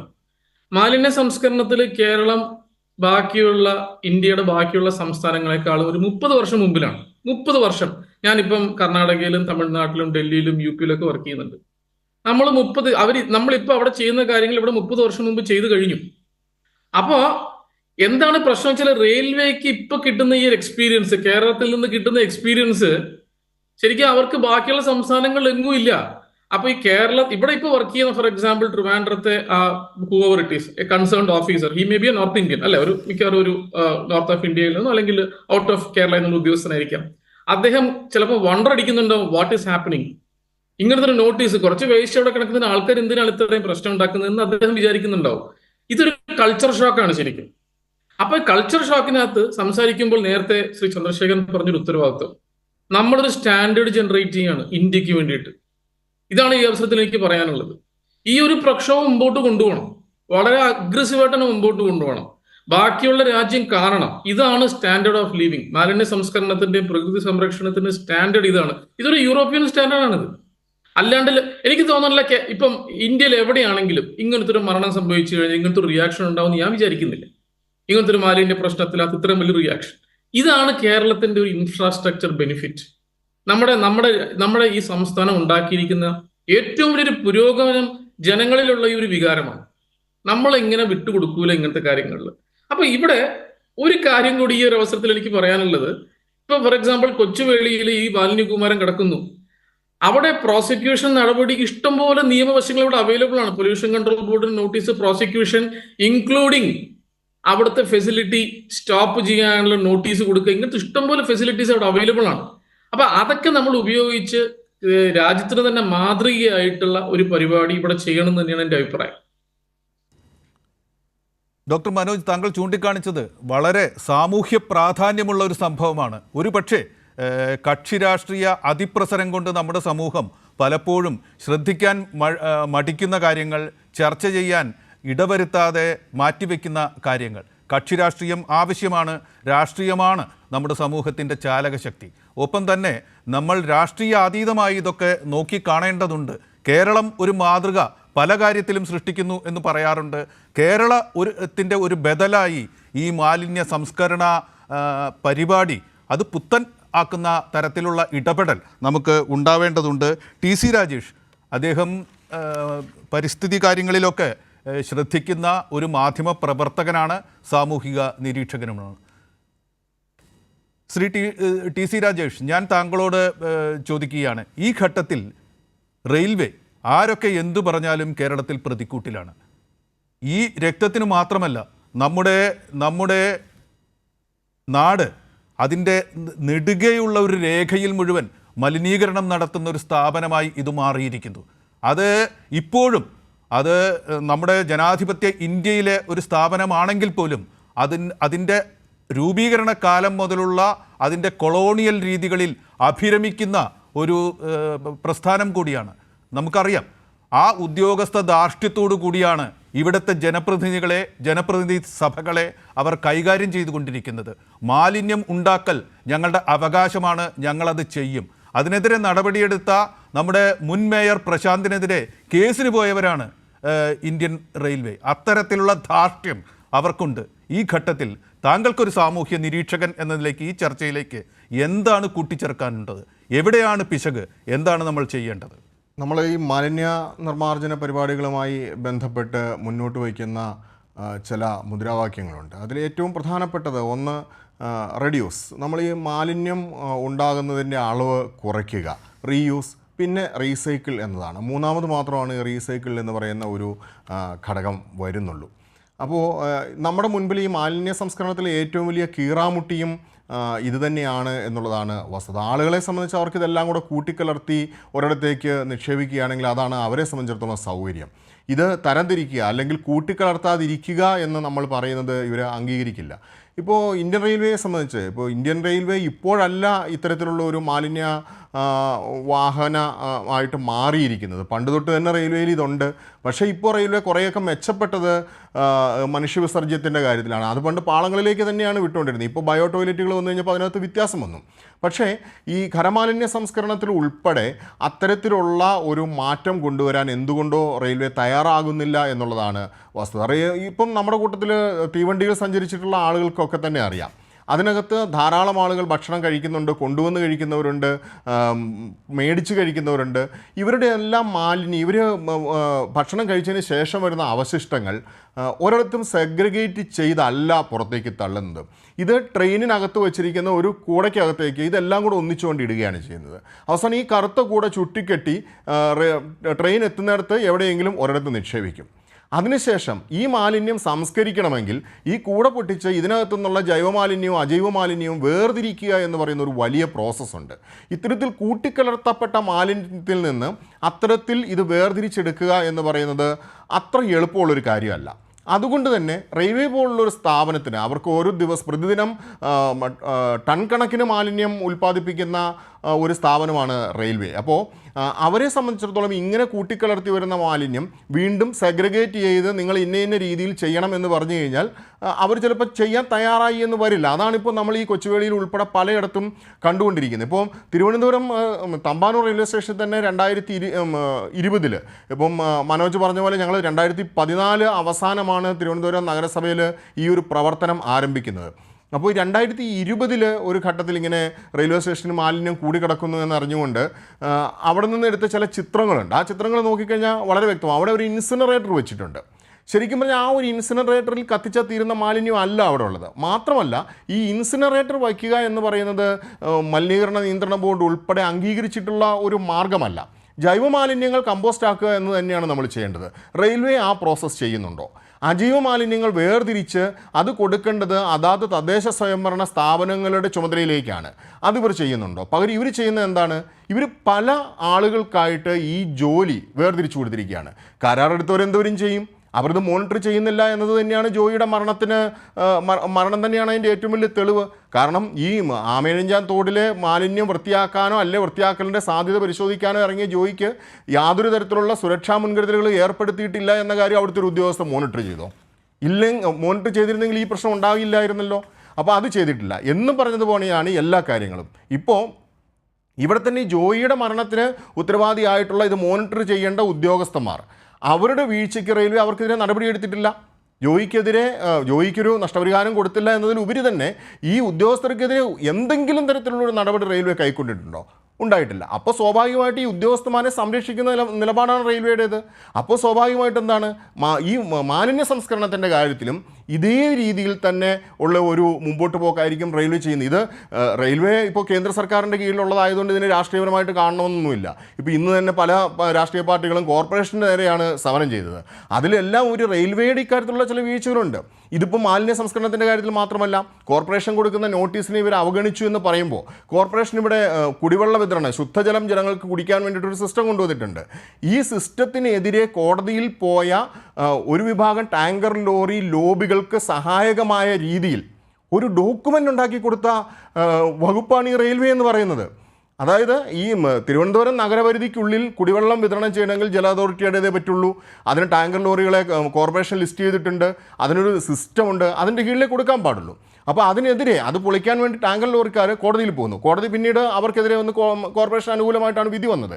എങ്കിൽ പോലും ഇവരപ്പോൾ റെയിൽവേ കൊടുത്ത ഒരു കത്താണ് ഇവർ കോടതിയിൽ സമർപ്പിച്ചത്. ആ കത്തിൽ പറഞ്ഞിരിക്കുന്നത് കോർപ്പറേഷൻ ഈ സിസ്റ്റം കൊണ്ടുവന്നുകൊണ്ട് റെയിൽവേക്ക് ആവശ്യമായ വെള്ളം കിട്ടുന്നില്ല, പല തീവണ്ടികളും ഈ ഒരു കാരണത്താൽ തിരുവനന്തപുരത്ത് നിന്ന് പുറപ്പെടാൻ വൈകുന്നു എന്നവർ ഒരു ഉളുപ്പുമില്ലാതെ എഴുതി വെച്ചൊരു ഡോക്യുമെൻ്റ് ഉണ്ട്. ആ അത്തരത്തിലൊരു ഡോക്യുമെൻ്റ് ഒരു ഉദ്യോഗസ്ഥര് കൊടുക്കുക എന്ന് പറഞ്ഞു കഴിഞ്ഞാൽ ഒന്ന് ആലോചിച്ച് നോക്കൂ. കോർപ്പറേഷൻ അത് അറിയിച്ചിട്ടില്ല. 24 മണിക്കൂറും പ്രവർത്തിക്കുന്ന ഒരു കോൾ സെൻ്റർ ഇത് മോണിറ്റർ ചെയ്യാനുണ്ട്. അവരൊന്നും അറിഞ്ഞിട്ടില്ല. പകരം ഇതാരും അറിയാതെ ഇത് കൊടുക്കുക. അത്തരത്തിലുള്ള പ്രവർത്തനങ്ങൾ റെയിൽവേയുടെ ഉദ്യോഗസ്ഥരുടെ ഭാഗത്തുനിന്ന് ഉണ്ടാവുന്നുണ്ട്. ഇനിയാണെങ്കിലും ഇപ്പം തന്നെ ഈ മാലിന്യം സംസ്കരിക്കുക ഒരു ഹിമാലയൻ ടാസ്ക് തന്നെയാണ്. അവിടെ കൂടിക്കിടക്കുന്ന മാലിന്യം റെയിൽവേ കൊണ്ട് ഒറ്റയ്ക്കൊന്നും അത് ഒരിക്കലും ചെയ്യാൻ പറ്റില്ല. ഇപ്പോൾ മനോജിനൊക്കെ അത് കൃത്യമായിട്ട് അറിയും. ഇതിനുള്ള പല സിസ്റ്റങ്ങളുണ്ട്. ഇത് കൂട്ടിയിട്ട് കത്തിക്കുകയല്ലാതെ മറ്റെന്ത് ചെയ്യാൻ പറ്റും? കേരളത്തിന് പുറത്ത് ഇതൊക്കെ നടക്കും. ഇഷ്ടംപോലെ സ്ഥലമുണ്ട്. ഇത് എവിടെ കൊണ്ടുപോയി തള്ളുന്നു, കത്തിക്കുകയാണോ കുഴിച്ചിടുകയാണോ, ഇതൊന്നും നമുക്ക് നോക്കേണ്ട യാതൊരു കാര്യമല്ല. പക്ഷേ കേരളത്തിൽ അങ്ങനെയല്ല. കേരളത്തിൽ നമ്മളിതിന് കൃത്യമായിട്ടൊരു നയം ഉണ്ടാക്കിയിട്ടുണ്ട്. 2015 മുതൽ നമ്മൾ ആ നയം പിന്തുടരാൻ ശ്രമിക്കുന്നുണ്ട്. അത് ഉറവിടത്തിൽ തന്നെ ജൈവമാലിന്യങ്ങൾ സംസ്കരിക്കുക, മാലിന്യങ്ങൾ വേർതിരിച്ച് ഈ പറയുന്ന പോലെ ഏറ്റെടുക്കുന്ന ഏജൻസികൾ ഉൾപ്പെടെയുള്ളവർക്ക് കൈമാറുക തുടങ്ങിയ കാര്യങ്ങളാണ്. കോർപ്പറേഷൻ പോലും അത്തരത്തിലൊരു ഏജൻസിയെ വയ്ക്കുന്നത് അവരെങ്ങോട്ടാണ് ഈ മാലിന്യം കൊണ്ടുപോകുന്നതെന്ന് കൃത്യമായിട്ടും പരിശോധിച്ച് ഉറപ്പുവരുത്തിയതിനു ശേഷമാണ്. ആ ഏജൻസികളൊന്നുമല്ല റെയിൽവേയിലെ മാലിന്യം കൊണ്ടുപോകുന്ന ഏജൻസി. രാജേഷ്, ഞാൻ മടങ്ങി വരാം. താങ്കൾ ചൂണ്ടിക്കാണിച്ചതെല്ലാം വളരെ പ്രസക്തമായ കാര്യങ്ങളാണ്. ഞാൻ അനിൽ തിരുമല താങ്കളിലേക്ക് മടങ്ങി വരികയാണ്. ഇത് ഒരു കക്ഷി രാഷ്ട്രീയ പ്രശ്നമല്ല. കേന്ദ്രത്തിൽ BJP ആണ് ഭരിക്കുന്നത് എന്നതുകൊണ്ട്, റെയിൽവേ ഒരു ദേശീയ സ്ഥാപനമാണ് എന്നതുകൊണ്ട് BJP പ്രത്യേകിച്ച് നിർദ്ദേശം കൊടുത്തിട്ട് റെയിൽവേ കൊണ്ട് ഇങ്ങനെ ചെയ്യിക്കുന്നു എന്നൊന്നും നമ്മുടെ ഇവിടെ ആരും പറയില്ല. റെയിൽവേ എന്ന വകുപ്പ് അത് ശീലിച്ച ദേശീയ രീതികൾ, കൂടുതൽ വളർന്ന നമ്മുടെ സംസ്ഥാന രീതികളുമായി ഇടയുന്ന ഒരു കാഴ്ചയാണ് കാണുന്നത്. ഇവിടെ ദേശീയ ഭരണകക്ഷി എന്ന നിലയ്ക്ക് തന്നെ BJPക്ക് വലിയ ഉത്തരവാദിത്വമാണ് ഉള്ളത്. കേരളത്തിൻ്റെ റെയിൽവേയായി, കേരളത്തിൻ്റെ താല്പര്യങ്ങൾക്കിണങ്ങുന്ന, കേരളത്തിൻ്റെ ജനതയുടെ ഈത്തോസിനൊത്ത് ഉയരുന്ന ഒരു റെയിൽവേയായി ഇന്ത്യൻ റെയിൽവേയുടെ ഇവിടെയുള്ള ഘടകത്തെ മാറ്റിയെടുക്കാനുള്ള ഒരു ഇടപെടൽ ദേശീയ ഭരണകക്ഷി എന്ന ആധികാരികത ഉപയോഗിച്ചുകൊണ്ട് BJPക്ക് നിർവഹിക്കാനാവുമോ? എല്ലാ കണ്ണുകളും കേരളത്തിൽ ഇപ്പോൾ താങ്കളുടെ രാഷ്ട്രീയ കക്ഷിയെ ഉറ്റുനോക്കുകയായിരിക്കും. കേരളത്തിൻ്റെ ആവശ്യങ്ങൾക്കൊത്ത് വഴങ്ങിക്കൊടുക്കാൻ, ഉയരാൻ ഇവിടുത്തെ റെയിൽവേ തയ്യാറാകുന്നില്ല എന്നാണ് ഈ വിദഗ്ധർ പറഞ്ഞതിലൂടെയെല്ലാം നമ്മൾ കാണുന്നത്. ഞാൻ വീണ്ടും പറയുന്നു, ഇതൊരു കക്ഷി രാഷ്ട്രീയ പ്രശ്നമല്ല, ഇതൊരു ആരോഗ്യ പ്രശ്നമാണ്, ഇതൊരു സാംസ്കാരിക പ്രശ്നമാണ്, ഇതൊരു പ്രാദേശികതയുടെ അത്യാവശ്യങ്ങളുടെ പ്രശ്നമാണ്. അനിൽ തിരുമല, താങ്കൾ എങ്ങനെ പ്രതികരിക്കും? അല്ല, ഞാൻ പറയുന്നത് ഇതിപ്പോൾ ഒരു കക്ഷി രാഷ്ട്രീയ പ്രശ്നം ആക്കി വരുത്തിയത് ആരാണ്? BJP ആണോ? ഇത് തുടക്കം മുതൽ ഞാൻ പറഞ്ഞില്ലേ, നിങ്ങൾ ഈ ഒരു മാലിന്യ സംസ്കരണ പ്രവർത്തനങ്ങൾ വളരെ ഫലപ്രദമായി നടത്താൻ ഉത്തരവാദിത്തപ്പെട്ടിട്ടുള്ള തലസ്ഥാന നഗരസഭയോ അല്ലെങ്കിൽ സംസ്ഥാന സർക്കാർ നേതൃത്വം നൽകുന്ന ആൾക്കാരോ ആദ്യമേ തന്നെ റെയിൽവേ പ്രതിക്കൂട്ടിൽ നിങ്ങൾ നിർത്തുകയല്ലേ? റെയിൽവേ ആണിത് ചെയ്യേണ്ടത്. ഞാൻ ചോദിക്കട്ടെ, ഈ 13 കിലോമീറ്റർ അല്ലെങ്കിൽ ആമേഴിഞ്ചാൻ തോടിൻ്റെ നീളം ഇത്രയും, അല്ലെങ്കിൽ ഈ സ്ഥലത്ത് ഇത്രയും കിടക്കുന്ന മാലിന്യത്തിൻ്റെ ഉത്തരവാദിത്തം റെയിൽവേ ആണോ? താങ്കളത് നേരത്തെ പറഞ്ഞു കഴിഞ്ഞു. അത് തന്നെ വീണ്ടും പോകാതെ ഞാൻ ചോദിക്കട്ടെ, ഇനി ഈ പരിഷ്കരണ രീതി ചർച്ച അവിടേക്ക് വളർന്നില്ലേ? നമ്മളിപ്പോഴും 8-10 നിന്നാ പോരല്ലോ. അല്ല, ഇദ്ദേഹം പറയുന്ന കാര്യങ്ങൾക്ക് എന്റേതായിട്ടുള്ള അഭിപ്രായം കൂടെ കേൾക്കണം. എന്റെ അഭിപ്രായം ഈ പരിഷ്കരണ രീതിക്ക് BJP എന്തെങ്കിലും തരത്തിൽ മാലിന്യ പരിഷ്കരണ രീതിക്ക് റെയിൽവേക്ക് കൊടുക്കേണ്ട രാഷ്ട്രീയ നിർദ്ദേശം കൊടുക്കേണ്ട, രാഷ്ട്രീയ മാർഗദർശന രീതി കൊടുക്കേണ്ട ഒരു ഉത്തരവാദിത്വം BJP നിറവേറ്റുമോ എന്ന് പറഞ്ഞു കഴിഞ്ഞിട്ട് താങ്കൾക്ക് കൂട്ടിച്ചേർക്കും. അതല്ലേ ഈ നിമിഷം അത് ആവശ്യപ്പെടുന്നു. അനിൽ, ഞാനത് എൻ്റെ ഒരു ഇതുപയോഗിച്ച് അവതാരകൻ എന്ന എൻ്റെ ആധികാരികത അടിച്ചേൽപ്പിക്കുകയല്ല. ഈ നിമിഷം അത് ആവശ്യപ്പെടുന്നു.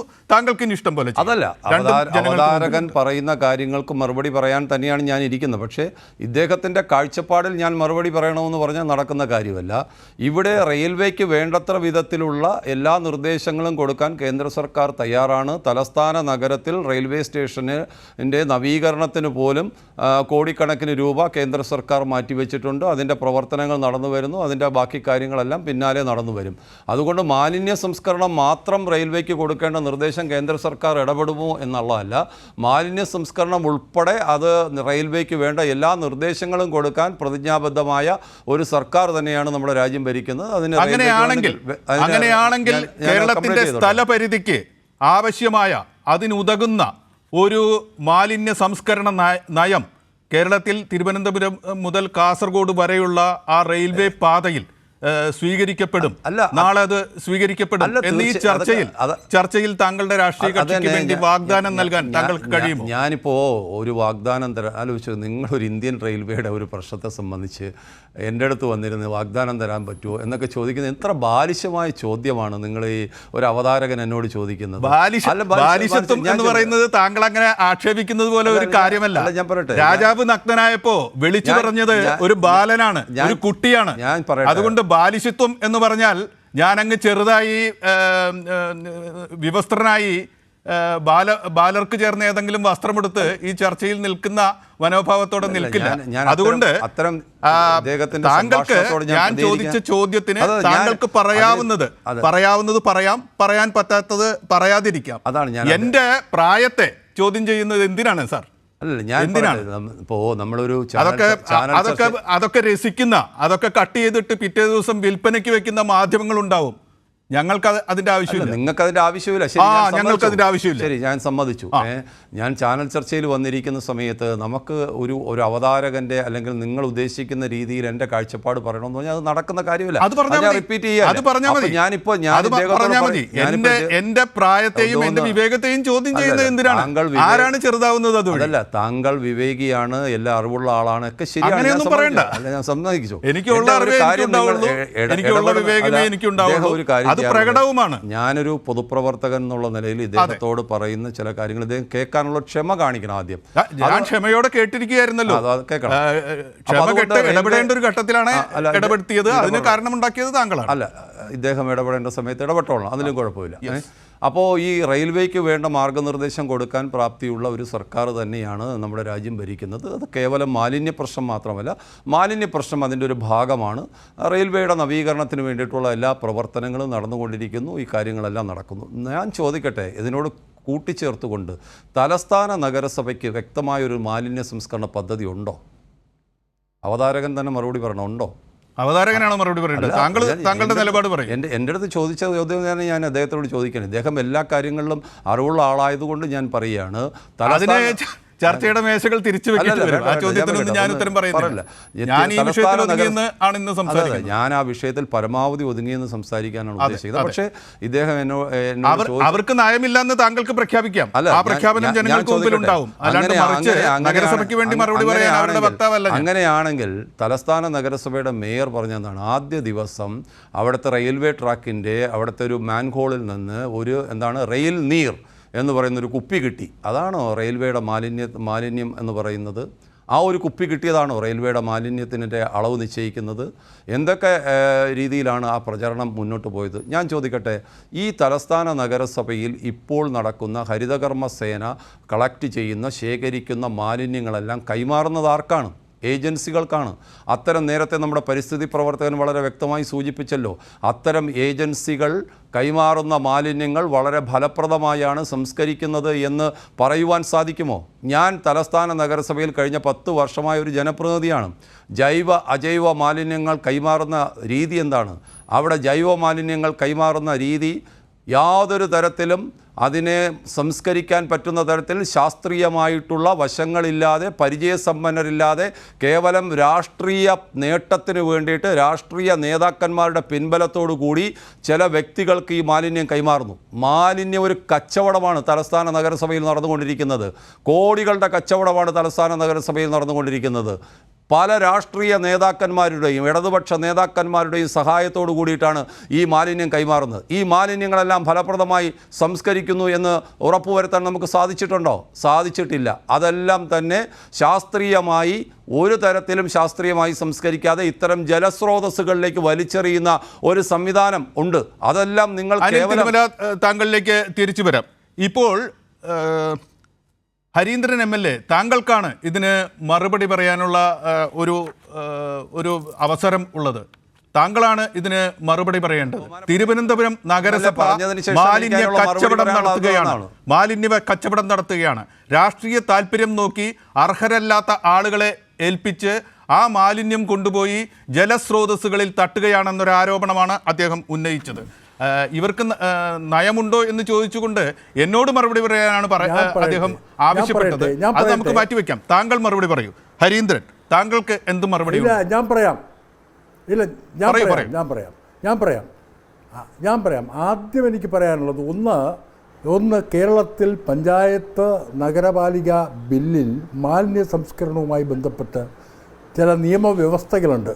ആ വ്യവസ്ഥകളുടെ ദൗർബല്യം മനസ്സിലാക്കിക്കൊണ്ട് കഴിഞ്ഞതിൻ്റെ അങ്ങേ നിയമസഭയിൽ കേരളത്തിലെ തദ്ദേശ സ്വയംഭരണ വകുപ്പ് മന്ത്രി ബഹുമാനായിട്ടുള്ള MP രാജേഷ് ഒരു അമെൻമെൻറ്റ് ബില്ല് കൊണ്ടുവരുന്നു. ആ ബില്ലിൽ തന്നെ ചില പ്രതിപക്ഷങ്ങൾ ശക്തമായി ചില ആക്ഷേപം ഉന്നയിച്ചിരുന്നു. ആ കാര്യത്തെ സംബന്ധിച്ച് വ്യക്തത വരുത്തിക്കൊണ്ട് ആ ബില്ല് ഗവർണർ ഒപ്പിട്ട് തരുന്നതിന് വേണ്ടി അങ്ങോട്ടേക്ക് അയച്ചു. ഗവർണർ ഇപ്പോൾ ഒപ്പിട്ടു.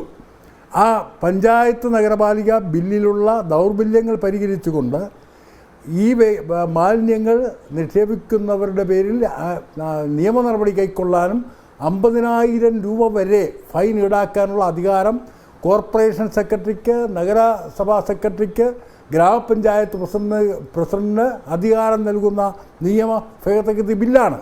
ശക്തമായ നിലപാടാണ് കേരളത്തിലെ ആരോപണം. പക്ഷേ മാലിന്യ സംസ്കരണം രാഷ്ട്രീയ നോക്കി ഇഷ്ടക്കാരെ ഏൽപ്പിക്കുന്നു, അവർ സംസ്കരിക്കാതെ എവിടെയെങ്കിലും വലിച്ചെറിയുന്നു. അതാരാ ആരോപണം? അതൊരു കച്ചവടമാണ്.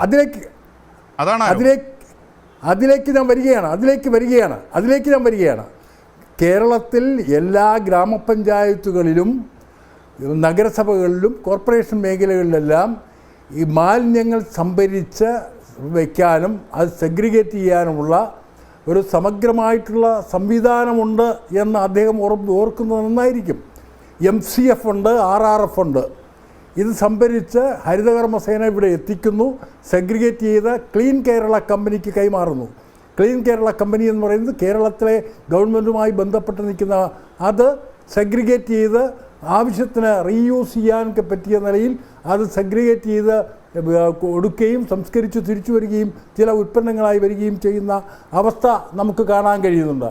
വളവായും മറ്റു പലതുമായും ചില സ്വകാര്യ ഏജൻസികളെ കൊണ്ടുവരാനുള്ള ശ്രമം ഇന്നിപ്പോൾ നഗരസഭയിൽ ആരാ നടത്തിയത്? യഥാർത്ഥത്തിൽ അവിടുത്തെ പ്രതിപക്ഷമാണെന്നാണ് ഞാൻ മനസ്സിലാക്കുന്നത്. അവിടെ 26ഓളം വരുന്ന MCFിൽ നിന്ന് ഈ മാലിന്യങ്ങൾ സംഭരിക്കുന്ന ക്ലീൻ കേരള കമ്പനിയാണ്. RRFിൽ നിന്ന് സംഭരിക്കുന്ന ഈ മാലിന്യങ്ങൾ സംഭരിക്കുന്നത് ക്ലീൻ കേരള കമ്പനിയാണ്.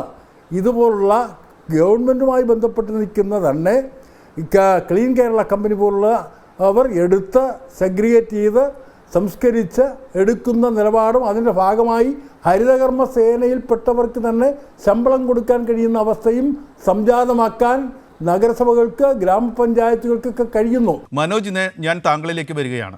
നാളെ ഈ പ്രശ്നത്തിൽ മുഖ്യമന്ത്രി വിളിച്ചിരിക്കുന്ന ഉന്നതതല യോഗം നടക്കുകയാണ്. മഴക്കാല പൂർവ്വ ശുചീകരണം അത് അവലോകനം ചെയ്യുന്നതിന് വേണ്ടി, അത് തയ്യാറാക്കുന്നതിന് വേണ്ടി വിളിച്ച യോഗത്തിൽ നിന്ന് ഇവിടുത്തെ തിരുവനന്തപുരത്തെ റെയിൽവേയുടെ DRM അവരൊന്നും പങ്കെടുക്കാതെ ഇരുന്ന് അധികാരരഹിതരായ കീഴുദ്യോഗസ്ഥരെ അയച്ചു എന്നാണ് ഞങ്ങൾ മനസ്സിലാക്കുന്നത്.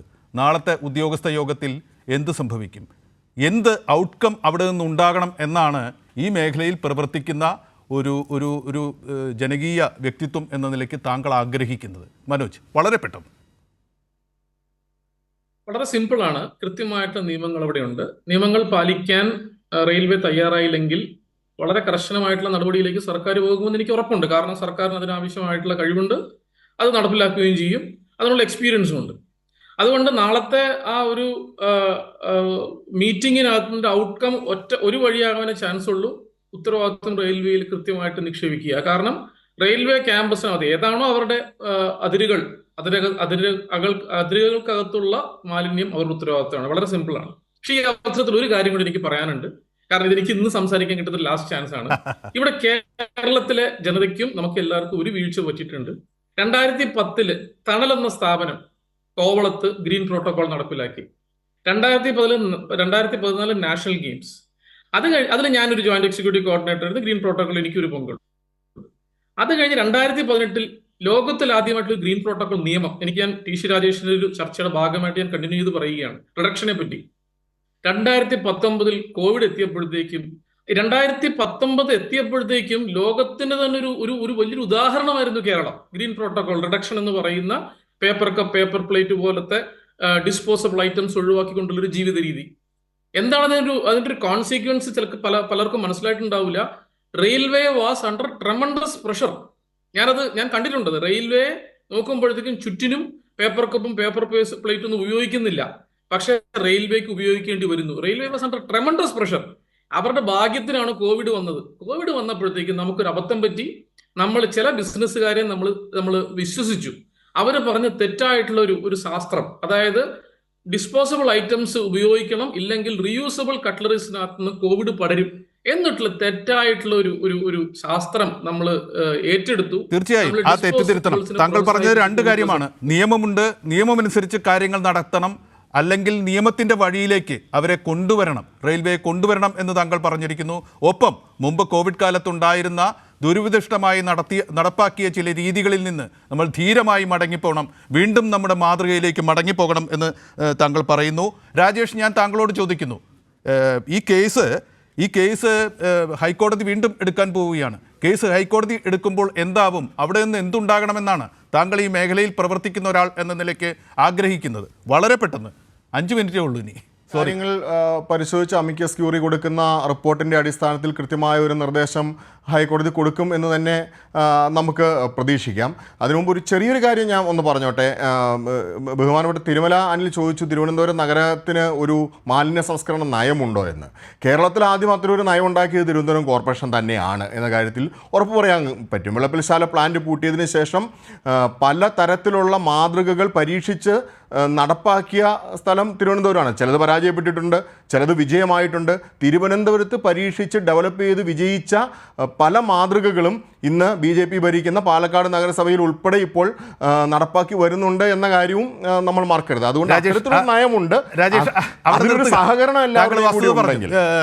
തീർച്ചയായും അത് ജനങ്ങൾ ശ്രദ്ധിക്കുന്നുണ്ട്, അവരുടെ മനസ്സിലുണ്ടായിരിക്കും. അനിൽ തിരുമല, ഞാൻ താങ്കളിലേക്ക് വരുന്നു. ഇതാണ് ഇപ്പോഴത്തെ സ്ഥിതി. കേരളം പ്രവൃത്തി പഥത്തിലേക്ക് നീങ്ങുകയാണ് എന്നാണ് ആമുഖത്തിൽ ഞാൻ പറഞ്ഞത്. നാളെ മുഖ്യമന്ത്രിയുടെ യോഗം വിളിച്ചിരിക്കുന്നു. നിയമം ഉണ്ട്, നിയമത്തിന് റെയിൽവേ വഴങ്ങേണ്ടി വരും എന്ന് ആ മേഖലയിൽ പ്രവർത്തിക്കുന്നവർ അഭിപ്രായപ്പെടുന്നു. റെയിൽവേ തിരുത്തപ്പെടുമോ? നമുക്കെന്തെങ്കിലും തെറ്റുണ്ടെങ്കിൽ അത് തിരുത്തപ്പെടുമോ? താങ്കൾ എന്ത് വിചാരിക്കുന്നു? നാളത്തെ യോഗത്തിന്റെ ഔട്ട്കം?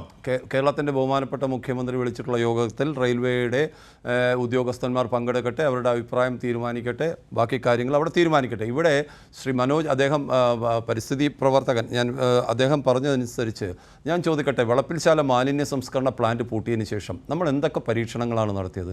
87,000 പൈപ്പ് കമ്പോസ്റ്റ് തിരുവനന്തപുരം നഗരത്തിൽ കൊണ്ടുവന്നു. ഇന്നൊരു പൈപ്പ് കമ്പോസ്റ്റ് കാണാനുണ്ടോ?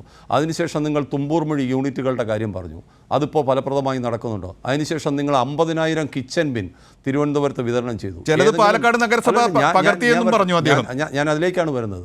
കിച്ചൻ ബിന്നിൻ്റെ പ്രവർത്തനം നമുക്ക് ഫലപ്രദമായി നടത്തുവാൻ വേണ്ടി സാധിച്ചിട്ടുണ്ടോ? എത്രയെത്ര പരീക്ഷണങ്ങൾ, എത്രയെത്ര കാര്യങ്ങൾ നമ്മൾ നടത്തുന്നു. ഇവിടെ ബഹുമാനപ്പെട്ട കേരളത്തിൻ്റെ മുഖ്യമന്ത്രി പറയുന്നത് എന്താണ്? വികേന്ദ്രീകൃത മാലിന്യ സംസ്കരണ പ്രവർത്തനമല്ല നഗരത്തിനാവശ്യം, കേന്ദ്രീകൃത മാലിന്യ സംസ്കരണം. ഇവിടെ വികേന്ദ്രീകൃത മാലിന്യ സംസ്കരണത്തിനാണ് കേരളത്തിലെ ഏറ്റവും വലിയ തദ്ദേശ സ്വയംഭരണ സ്ഥാപനമായ തിരുവനന്തപുരം നഗരസഭ ശ്രമിക്കുന്നത്. അത് വിളപ്പിൽശാല അനുഭവത്തിന്റെ പരാജയത്തെ തുടർന്നാണല്ലോ രാജേഷ്. നമുക്ക് അത്തരം ചർച്ചകൾക്ക് ഇനി സമയമില്ല. 2 മിനിറ്റ് കൊണ്ട് നമ്മൾ അവസാനിപ്പിക്കുകയാണ്. പെട്ടെന്ന് ജനപ്രതിനിധിയാണ്, അതിനുള്ള ആനുകൂല്യം.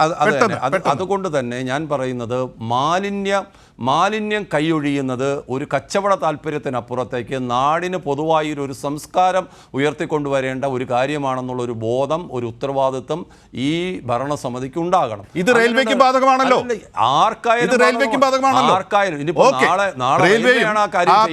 വാണിജ്യ രീതികൾ പിന്നിട്ട് മറ്റൊരു രീതിയിലേക്ക് പോകട്ടെ, റെയിൽവേക്ക് പുറത്തും അത്തരത്തിൽ തന്നെ സംഭവിക്കട്ടെ. ഹരീന്ദ്രൻ, MLA എന്ന നിലയ്ക്ക് ഇത് സമാപിപ്പിക്കാനുള്ള ഒരു അവസരം ഞാൻ താങ്കൾക്ക് തരികയാണ്. നാളെ കേരളത്തിൻ്റെ ആ ഉന്നതതല യോഗത്തിൽ നിന്ന് എന്തുണ്ടാകും? നാളെ റെയിൽവേയുടെ മാലിന്യ സംസ്കരണ രീതികൾക്ക് എന്ത് സംഭവിക്കാൻ പോകുന്നു എന്നാണ് താങ്കൾ കരുതുന്നത്? വളരെ പെട്ടെന്ന്, സമയം തീരുകയാണ്. വളരെ പെട്ടെന്ന് റെയിൽവേയെ സംസ്കരിക്കാൻ, ഇവിടെ വരുന്ന മാലിന്യങ്ങൾ സംസ്കരിക്കാനുള്ള പ്ലാന്റോ ആധുനികമായിട്ടുള്ള സംവിധാനങ്ങളോ കൊണ്ടുവരണം എന്നത് ഏറ്റവും പ്രധാനപ്പെട്ട കാര്യമാണ്. ഇടുങ്ങിയ ഒരു റെയിൽവേ സ്റ്റേഷനാണ്. ഇത് സംസ്കരിക്കാനുള്ള സംവിധാനമില്ലാതെ ഇത്രയും കാലം പോയി. അതിൻ്റെ ദുരന്ത ഫലമാണ് നമ്മൾ ഏറ്റുവാങ്ങിയത്. അതോടൊപ്പം ഈ കുടുംബത്തിന് ധനസഹായം ചെയ്യാനും കുടുംബത്തിൻ്റെ സംരക്ഷണവും ചുമതലയും ഏറ്റെടുക്കാൻ റെയിൽവേ മുന്നോട്ട് വരണം. അവർക്ക് ശക്തമായിട്ടുള്ള സംസ്കരണ സംവിധാനം ഉണ്ടാവണം. ഈ 2 പ്രധാനപ്പെട്ട കാര്യങ്ങളിലേക്ക് അവരെ ശ്രദ്ധയിൽ കൊണ്ടുവരാൻ ആഗ്രഹിക്കുന്നു. വളരെ നന്ദി ശ്രീ ഹരീന്ദ്രൻ MLA. ഒപ്പം തന്നെ ഇതിൽ പങ്കെടുത്ത അനിൽ, ഡോക്ടർ മനോജ്, TC രാജേഷ്. ഈ ചർച്ച ഇവിടെ അവസാനിപ്പിക്കുകയാണ്. എല്ലാവർക്കും നമസ്കാരം.